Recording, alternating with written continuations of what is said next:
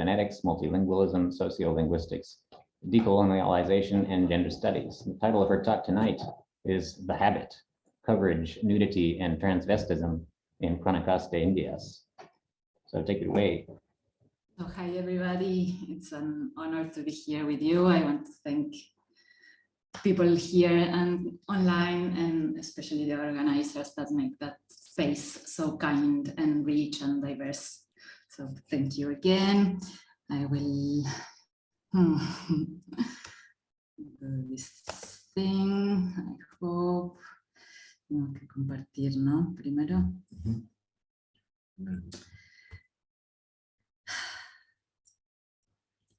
Gracias. Oh, ahí está.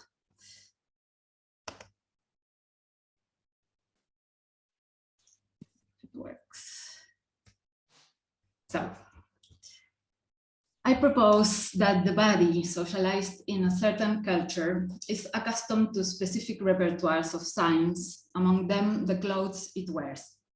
The question of this presentation is to what extent the mutual recognition in a meeting between cultures is influenced on the one hand by the intention of the subjects to show themselves in a certain way, and on the other by the social codes that each party brings embodied. I would like to share with you an insight into some texts, mainly from the 16th century, which narrate the initial conjuncture of the conquest and colonization in the American continent. The texts have specific argumentative orientation related to their version of the facts and collective interests that were at stake. I will focus on the representations of the existence of others and themselves through the figure of clothing, its absence, nudity, and its displacements. Let's call it trans-vestism. My observation is based on general tendencies in the cultural ways of conceptualizing among the American peoples that they did not share with the Europeans. I will try to show how the divergences in these ritualized bodily practices produced a conflict between the categorization systems, how the binary prevailed, and at the same time, the possibility of subverting it persisted. The intense need to classify others in some way is directly related to the rights and hierarchies that would apply to them and the place they would occupy in such a redefinition of the social universe. The creation of alterity seems to be a necessary and inevitable cultural process, both for the colonizing subject and for the colonized. The subject recognizes themselves in the recognition of the other, where they set their own limits. The European mentality, we can suppose, wondered where the new humanity was located within their own scholastic schemes. Their epistemological model was the similarity with what was already known, or its contrary, the antithesis. Was there a chance that they might find them placed outside this duality? For these colonial subjects, clothing was a key parameter of the classification of other subjects in the social scheme. The word habit comes from the Latin habeo, to have or hold, from which also derive, for example, habitation, ability, and forbidden. While covering, the habit enables identification, while the custom from consuetudo, which also developed to costume, is the repetition that institutes. It is, of course, also related to the concept of habitus, as defined by Moss and Bourdieu. It has bodily techniques and rituals that constitute the affiliation to a culture or social group. Those practices embody experience and shape the resources and strategies available to each person in order to perceive the world and act in it. Race was one of the categories that the colonizers applied to apprehend and classify others. And another category was what we now call gender, that is the individual assumption of certain differentiated traits that our culture assigns to genitality. We understand the body as an active and complex appropriation process, according to which certain historical and cultural possibilities are embodied. This means that the existence of a body would not be determined by some kind of inner essence, but rather that its concrete expression is the actualization of one of those possibilities. Clothing, like body ornaments, provide information classified in terms of gender, racialization, and other hierarchies, and shapes the body in socially marked ways. It serves to transform flesh and bone into a culturally prescribed form of a person, following Rosemary Joyce. The garments are what typically cover the human body. So the verb to cover has its origin in the Latin coperire, from operio, which can mean to bury, to hide, or to load. As a form of protection, dissimulation, or ornament, the covering invests beings with the new powers and affectivities. For this reason, I propose here a reading that approaches clothing as a complementary phase of the figures of discovery. So the covering that constitutes the subject is formed not only through the consistent repetition or linguistic citation of norms, but also by bodily encounters with others. The law is updated by performative acts. This notion, originally taken from linguistics, refers to statements that have the ability to act in reality given certain conditions. That is, it belongs to the field of semantics pragmatics. Within the framework of the theory of speech acts that Austin outlined, performative is considered to be the discursive practice that performs or produces what it names in the appropriate context. For example, promising, betting, or inaugurating. For this author, performative utterances are happy if specific rules are followed, while, for example, theatrical performance implies an enunciation without intention. The concept was adapted by anthropology and sociology. For instance, Victor Turner considers the notion of performance belonging to the field of ritual theater and related to the idea of a repeated social action as reactualization of socially established meanings. The performance legitimizes and makes sociocultural norms explicit as a way to regulate internal conflicts and sustain social cohesion.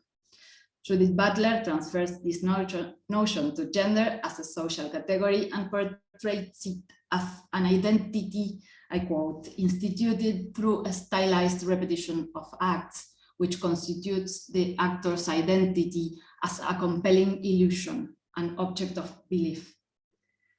The individual dimension of performative acts that does not play down their condition of shared experience and collective action. Identity is nothing more than a performative result, and in that character resides the possibility of contesting its reified status. So back to Todorov. Can discovering mean getting to know another person? In his inescapable The Conquest of America, The Question of the Other, Tsvetan Todorov takes a tour of 4 instances of colonization in terms of semiotic relationships with otherness. The journals of Christopher Columbus are his first object of analysis in the chapter Discover, and one of the most famous observations of his is that Columbus, due to the limitations of his epistemological model, discovered America but did not succeed in discovering the Americans. The discourse of the European colonizer was obsessed from the beginning with the nudity of the alterity and gave rise to a distinction. People dress or do not dress, associating more clothes with more culture. The syntagm with which the Journal of Columbus' First Voyage designates the others for the first time is naked people. Here he performs the initial assertive and performative speech act in this genre. I quote, "They go as naked as when their mothers bore them, and so do the women, although I did not see more than one young girl." Wherever the story goes, the gaze focuses on the absence of clothing. The adjective naked appears 22 times only in the first voyage. The topos of nudity is linked to innocence and obedience, as well as related to the myth of paradise.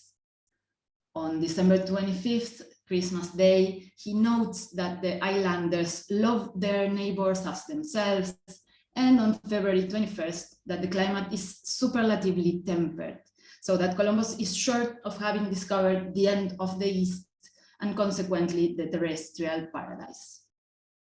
His writing is amusing for us nowadays, since he was not a native speaker of Castilian probably, and also Castilian was not a normalized language. Our first grammar is precisely from 1492. And it is well known that he never really understood he was not in the Indies, but in another continent, and that he was sure, for example, to have seen mermaids, even though he found them not so good looking. They were manatees, in fact. Columbus, as Todorov observed, is not concerned with understanding, but only with matching his perceptions with his previous judgments. His own habitus leaves no crack through which difference can slip. The most curious thing is that on the third journey, he realizes that the world is not round as he thought. He enters a zone where the world is sexualized, and in the same performative act, it acquires a gender, of course, woman. The curvature of the sea is a naked word that man has discovered. I quote, "It is not round as they describe, but of the form of a pear, which is very round." Gracias.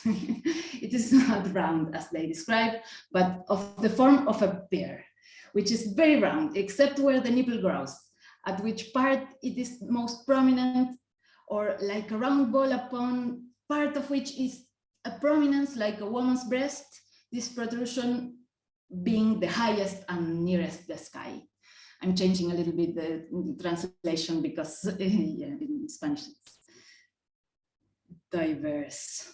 So,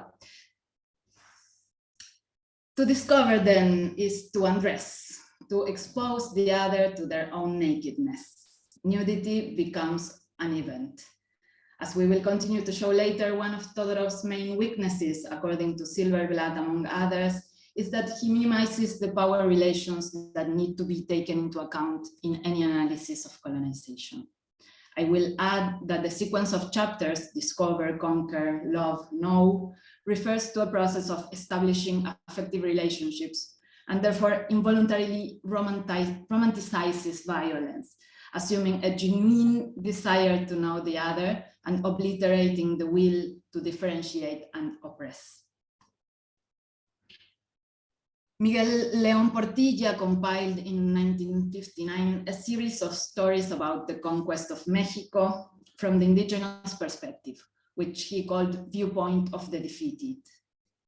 These are translations from Nahuatl and readings of codices, annals, and songs, of course, culturally mediated by time and the Western writing system. Here we find, for example, completely different versions of some key episodes in the history of the earliest phase of colonization, such as the first sighting of Spaniards, the Cholula massacre, or the deeply sad story of the fall of Mexico Tenochtitlan, the largest and most wonderful city hitherto known. In this first fragment, Moctezuma's messengers point out the excess with which the Spaniards cover themselves, their iron garments. Their trappings and arms are all made of iron. They dress in iron and wear iron casques on their heads. Their swords are iron, their bows are iron, their shields are iron, their spears are iron. The strangers' bodies are completely covered, so that only their faces can be seen. Their skin is white, as if it were made of lime. They have yellow hair, though some of them have black. Their beards are long and yellow, and their mustaches are also yellow. Their hair is curly, and so on. The habitus of Mexica peoples makes it difficult for them to interpret those bodies too saturated with opaque signs. Why are the discoverers covered? The repetition of the encounters will be necessary to turn the iron-dressed people into warriors with very different manners of performing war. The power of the clothing should have been experienced by Hernán Cortés in that first encounter when the messengers of the white Tlatoani presented him the garments of Quetzalcoatl. In the Florentino Codex, one of those collected by León Portilla, a theory arises that Moctezuma believed that Cortés was the feathered serpent that had left to the west with the promise of returning. This is one of the possible explanations for the paralysis with which he reacted to the news of the invaders' arrival. Before they arrived in the city, it is reported that Tlatoani sends him the investitures of Quetzalcoatl to check if he recognizes them, while tries to convince him not to come any closer. This offering of finery, which is full of ritual meaning, is described in exhaustive and exquisite detail, but I don't have the translations here, so let me try with my highly proficient English to comment it. They immediately dressed the captain. They carefully put on the turquoise mask on which a crossband of quetzal feathers was attached, and the ear flap. They put the vest on him, and they put the necklace around his neck, which has a gold disc in the middle. Then on his hip, they tie the mirror that falls backwards, and they also cover his back with the blanket called beling. However, the version of Hernán Cortés in his second letter of relation about this first meeting with the messengers is very different. Value conflicts are evident in this scene. His narration of the exchange of gifts that constituted the Mexica ceremonial is very brief. He gave me certain clothes and stones and feathers, and I gave them other things from Spain, so they were very happy. Although Todorov considers Cortés a man who is sensitive to appearances, because his first expense when he was appointed head of the expedition was to buy a suit that highlights his status, he does not explain his measured reaction to such an offering.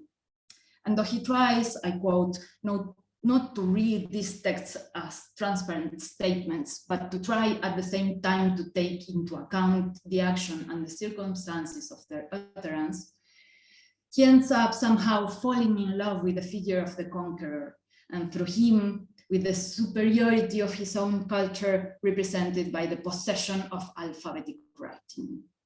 I quote again, before winning the battle, the Spaniards had already won the decisive victory, which consisted in imposing their own type of war.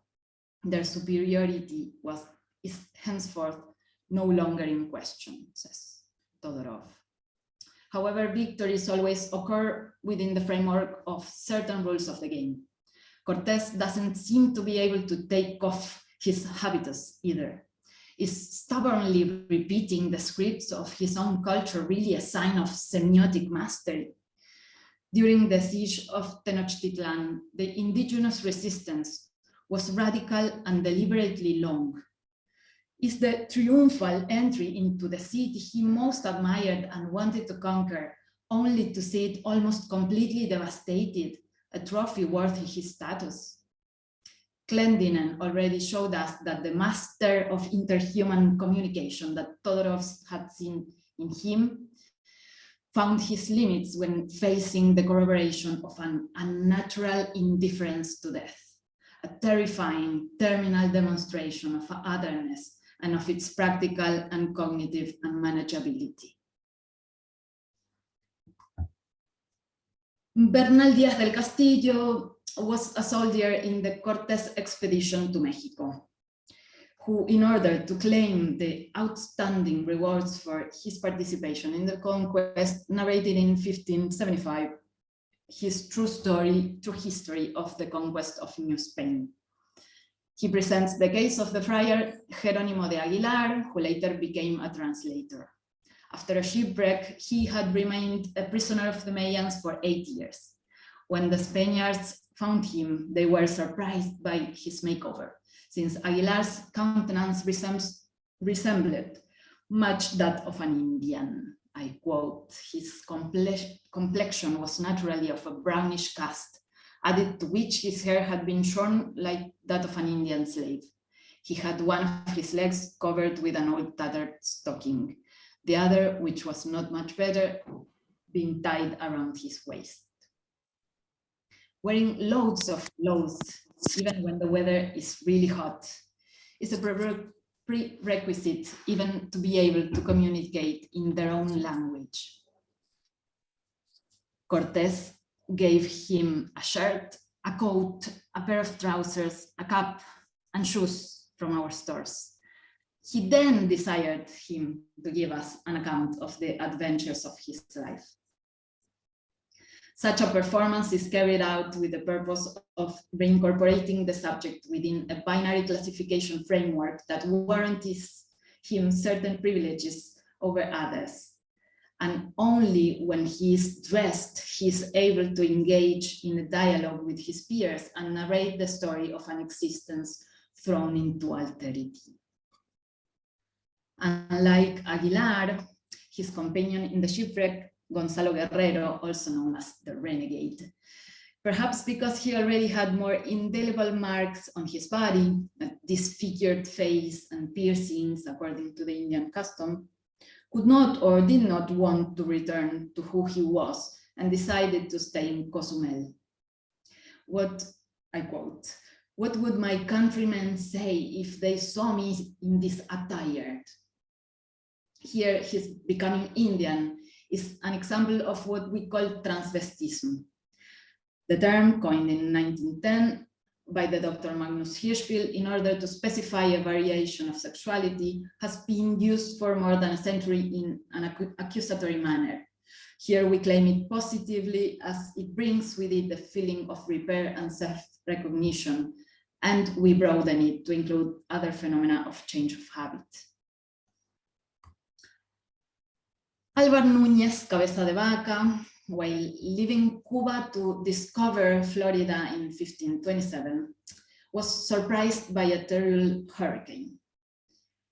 Of an expedition of 600 men, only 4 survived at the end of the trip, completely deprived of clothing and any object of their culture.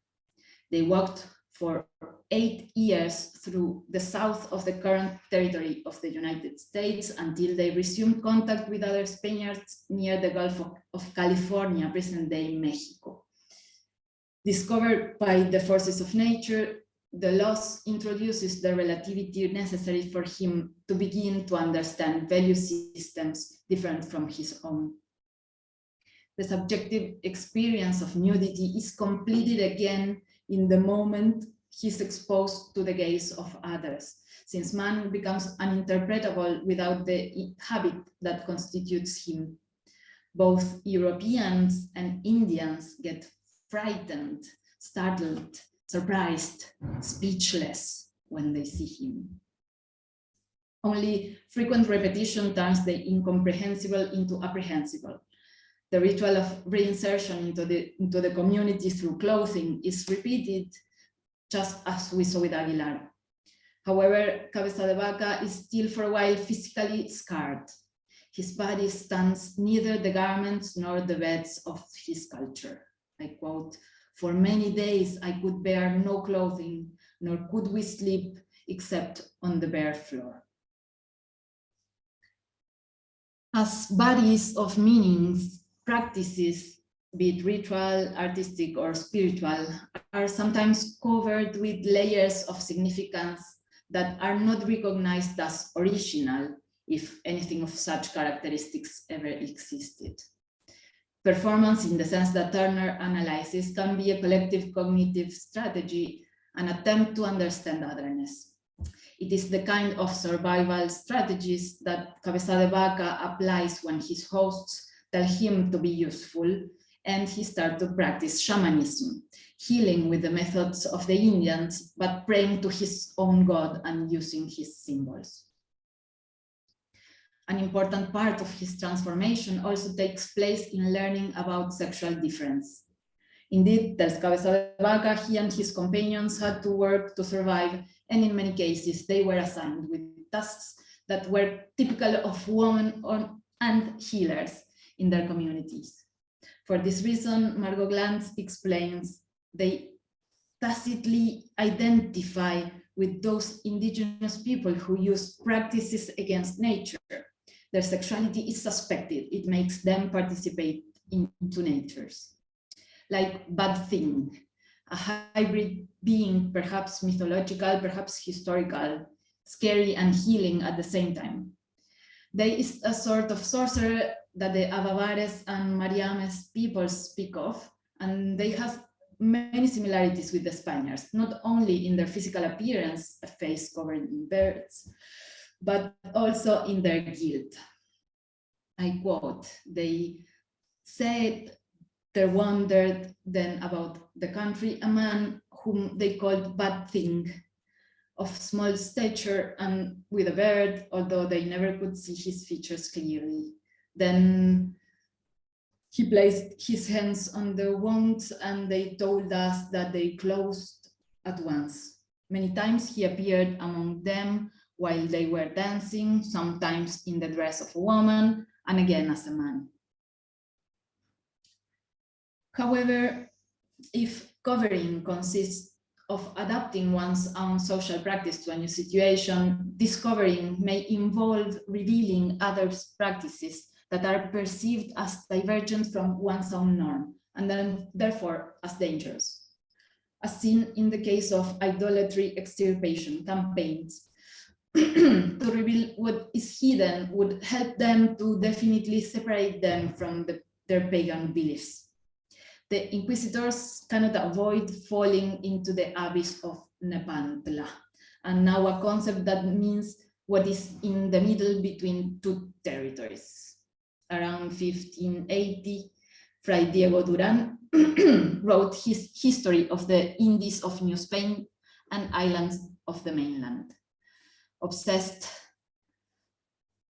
by the syncretic practice of those he wanted to convert to Catholicism, he was told not to be scared because we are still in Nepantla, that is to say, outside of one legal order as well as outside from the other, or better to say, altogether.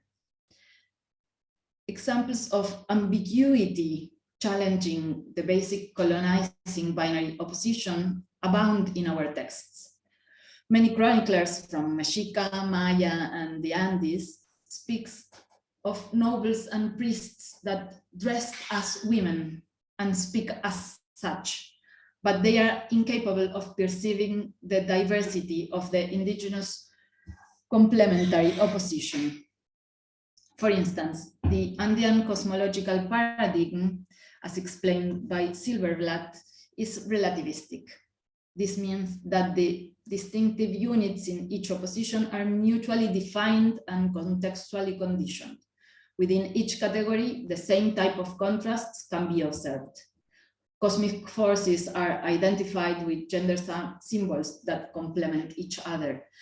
Complementary is central to their thought, conceived as the interplay between masculine and feminine forces.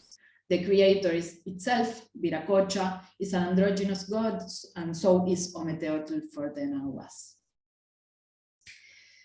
Therefore, in pre-Hispanic societies, androgynous mushes, the third Zapotec gender, or two spirits, neither feminine nor masculine gender among some North American Indian peoples, were not only common but also respected and honored, often invested with sacredness. As Daniel Link claims, the trans, I quote, and the homosexual in Latin America are part of a complex tapestry of rituals related to ancient beliefs. An already considerable tradition of ethnological and archaeological studies has shown that gender categories across the territory now called America were more diverse, multiple, and fluid than the Western normative binarity, and in many cases resisted and survived to the present. Well, we have here Felipe Huamán Poma de Ayala, an American Indian chronicler of Inca descent, and he also recovers to a large extent the vision of the pre-existing peoples of the Viceroyalty of Peru in his first New Chronicle and Good Government from 1650. Conceived as a letter to the king with almost 400 images, as you can see in the slide, this book makes it possible to reconstruct various transcendental aspects of colonial Andean society. Wamampoma repeatedly mentions situations where gender roles reveal their performative character in relation to the clothing. That is precisely why, for him, as a descendant of the pre-existing nobility, critic of the Spanish rule, but with aspirations for privilege, is desirable that, I quote or comment because I don't have the translation, Spaniards, mestizos, mestizas, black and mulatas do not use the habit of Indians, nor the Indians use a Spanish habit. So it can be well noticed who is who in society. He says, how well each one looks in their own clothing. The cacique as cacique, the Indian as Indian, and the principal as principala, so that they may be known and respected and honored. At first, it seems to be a simple aesthetic problem. He says, a Spaniard without a beard would look like an old whore, face of a mask. His true suit of Spaniard dressed and bearded and head-shaped is honored in the world. But it is noteworthy that the mestizos who change clothes are the main target of his criticism because they are in the habit of poor Indians. He writes awito for habit, but for him, the awito represents the fact that people appear what they are. The unusual generates discomfort due to the displacement of the old structures. And such are the mestizos, those transvestites who inhabit ambiguity, an unstable identity that still does not legitimately correspond to them. Since there is no way for them to be equal to themselves, in the act of searching for it, they question the very notion of identity as something stable. Eji is an Aymara concept that, according to Silvia Rivera Cusicanqui, is the best translation of the motley mixtures that we mestizos are. It is a color product of the juxtaposition in small points or spots of two opposite or contrasting colors. It is that mottled gray resulting from the imperceptible mixture of white and black, which blend for perception without ever fully mixing. The intertwining of threads that make up a Cheji textile or text can present different nuances to perception, be one color and more at the same time. This concept, unclassifiable in the binary terms of Western thought, nevertheless survives as a perceptive and operative possibility in contemporary decolonial thought. Marlene Guachard says that the so-called conquest of America was one of the most successful performative exercises in history, imposing binarism through the repetition of regulatory and punitive social conventions. To finish, when different categorization systems come into conflict, the frustration of not understanding each other sometimes makes the temptation of power difficult to resist.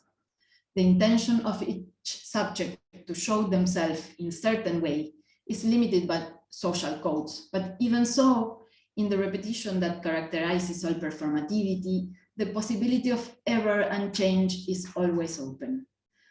By making evident the performative nature of any identity category, we can challenge it and open the possibility of reversing it.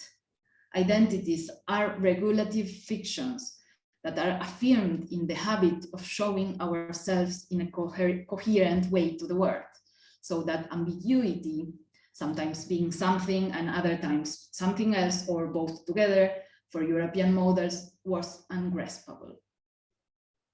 The most disturbing for the colonizing parameters is precisely the American conceptual possibility of something being and not being at the same time. Let's call it chihi, nepantla, whatever. And attempts have been made to make it unusual through different disciplining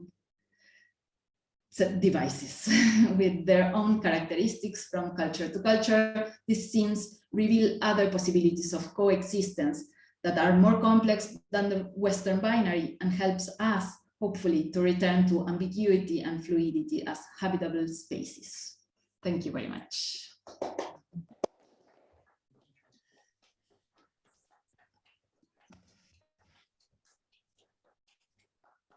Excellent. I see we already have one question from Anna, so you can just take it away, Anna. Okay, so very amazing and interesting presentation. I actually always thought about this one thing. So I was thinking maybe you can give me your opinion on this one. In the Bible, so the first people who were created were actually naked. So they didn't have any clothes. They felt like that was natural. But when they both ate the apple from the forbidden tree, they were aware of their nudity and they started to put some leaves in the form of clothes. So my question to you is when you said clothing is something to cover as a lie, so is that by that sense, is wearing clothes a sin from God, against God then? What do you think of that? Yeah, I'm not the specialist in the Bible, unfortunately, but I know something that Agamben commented about that, and is that precisely the fact that they seemed punished by the consciousness, their own nakedness.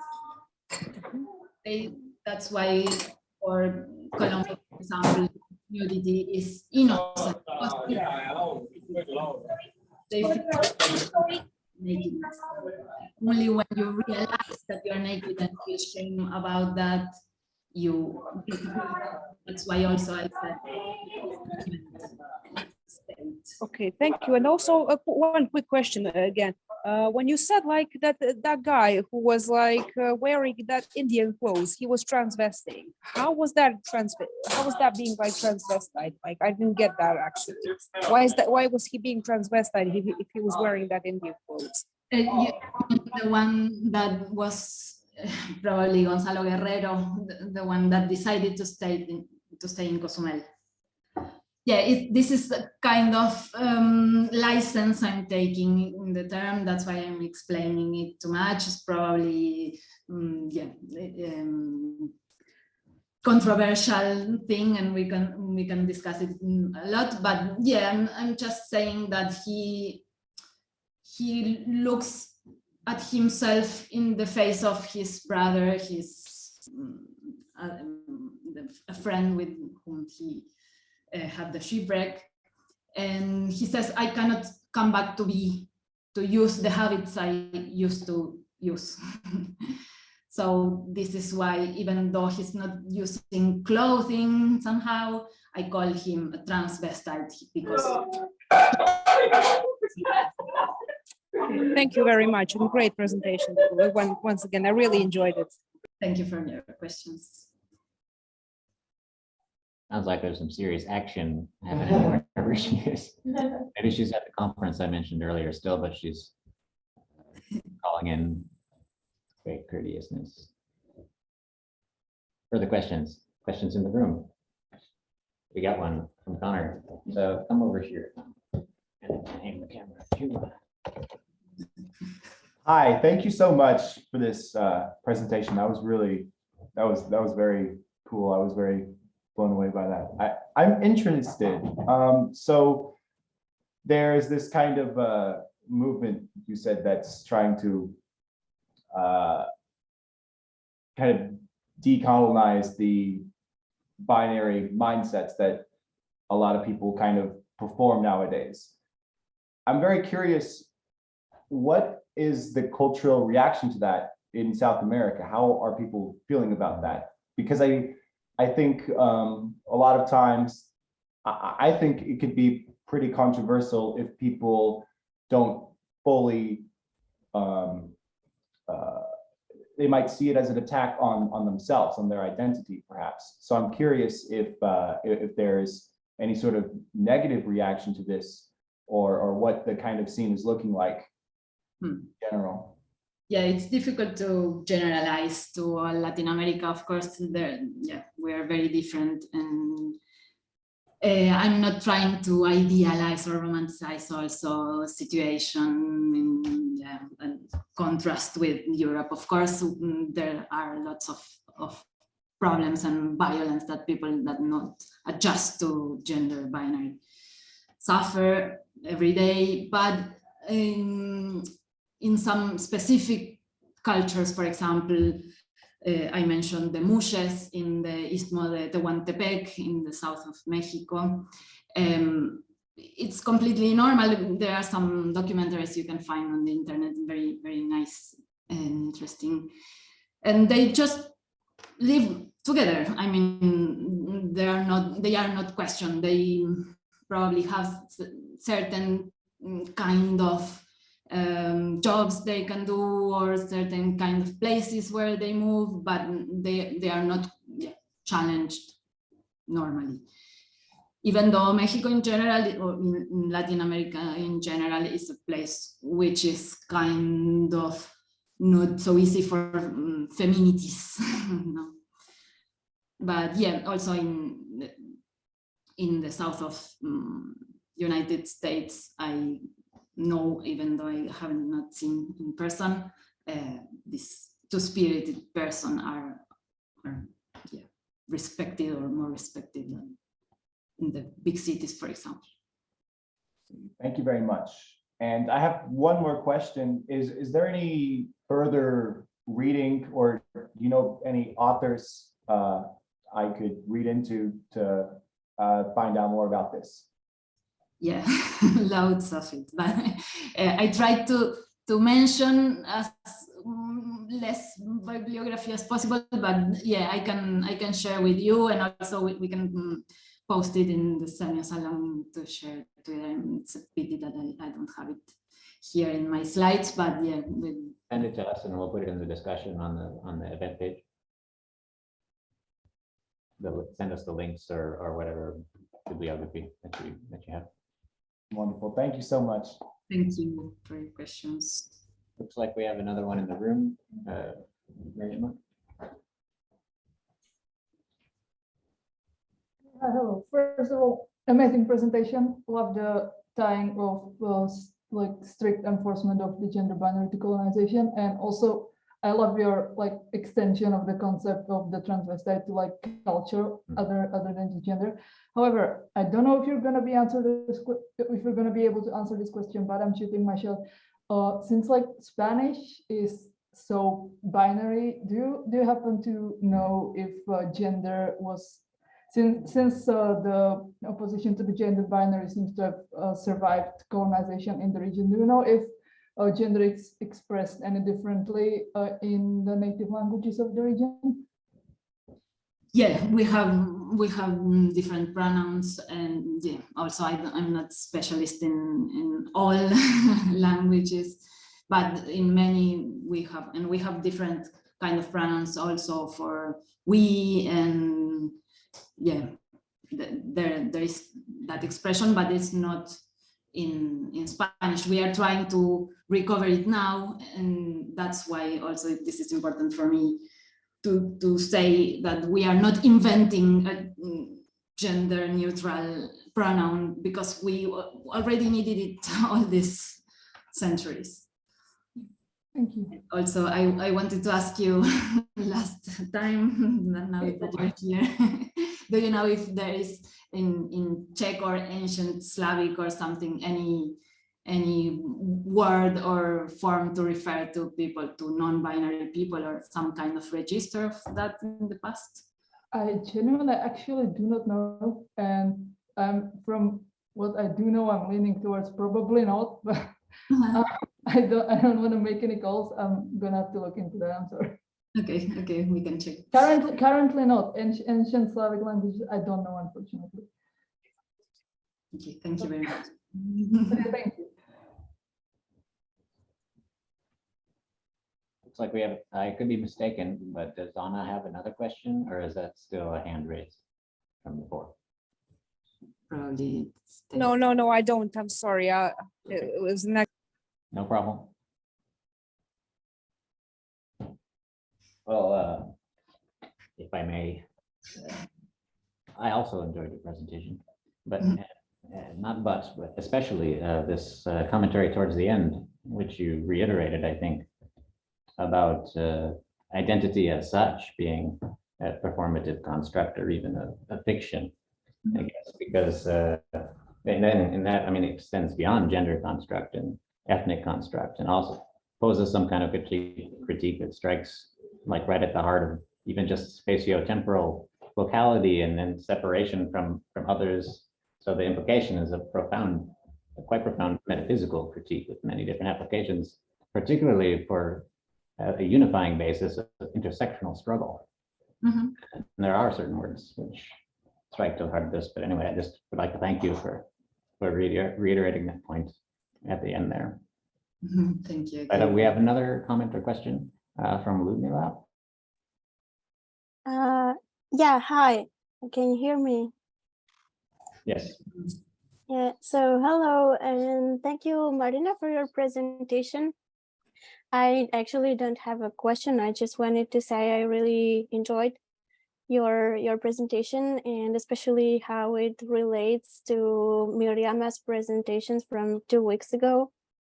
And even more, we had some special semiotics of fashion weeks. So it's just a perfect match for our current interests. And I also wanted to bring to your attention, I'm not sure if you are familiar with the Lucien Lévy-Bruhl, this anthropologist, French anthropologist. I just bought this book. And he has a very great concept of participation law and participatory opposition as an alternative to binary oppositions. And this theory by Lévy-Bruhl is really underestimated, and I'm trying to popularize it. So I just wanted to bring to your attention because I think it's related to your research, but also to Miriama's. Very nice. Thank you. For And thank you again for your presentation. Thank you.